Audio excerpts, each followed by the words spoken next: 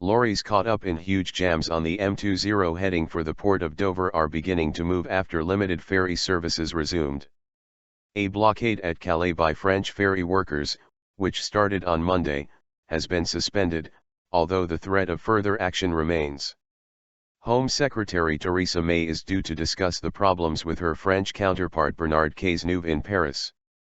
The Port of Calais is restricting entry to one ferry per hour. Motorway closed. PNO said Calais port was open for traffic in both directions and it would sail every 2 hours from Dover to Calais. The Port of Dover said it had no idea when the industrial action would end. Thousands of lorries remain stranded on the M20 in Kent, with the coastbound carriageway shut for 26 miles.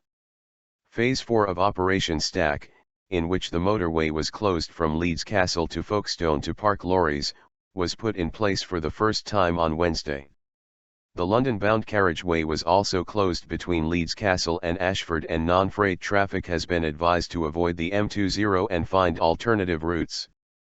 The BBC's Angus Crawford, who is near the M20, said the backlog of lorries was now being moved in large numbers towards Dover. He said, "Vehicles are moving at speed. Police are releasing HGVs in groups to head to Dover and the tunnel.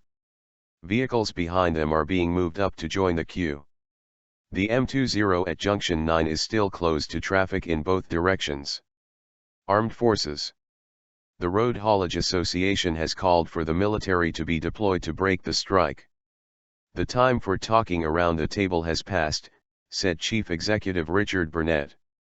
"The UK and French governments must acknowledge their responsibilities to all Port of Calais users, move in and act. If this means deployment of the armed forces, then so be it." Kent County Council said it gave 7,000 bottles of water to drivers stuck on the motorway in the stifling heat on Wednesday. It also handed out 700 snack meals. But reporter Thomas Morgan, who was traveling with a lorry driver to Belgium, said those stranded midway between junctions had to wait up to 12 hours for water.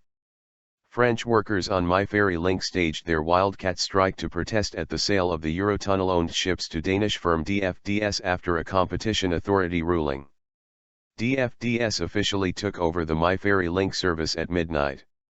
DFDS continues to run to Dunkirk, with an additional ship diverted to the route to help accommodate heavy traffic.